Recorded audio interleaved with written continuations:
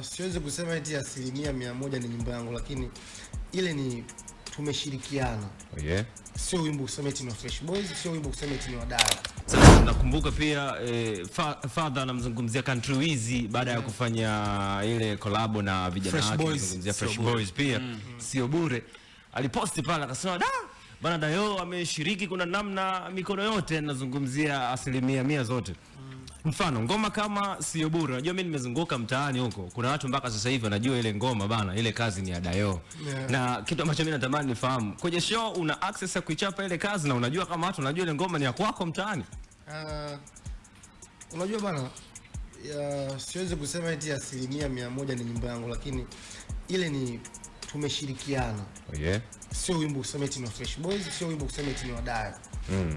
Kwa sababu mimi pale na mwakoto yangu napata, na wao pia na mwakoto yao napata. Kwa hiyo mimi na access ya kufanya show na wao na access ya kufanya show. Yaani ni kama tu nyimbo yangu mimi lakini tumeimba wawili. Lakini kama nyimbo yao wao lakini tumeimba wawili. Kwa hiyo mimi na access ya kufanya vitu vyote. Au vipi? Okay. Bwana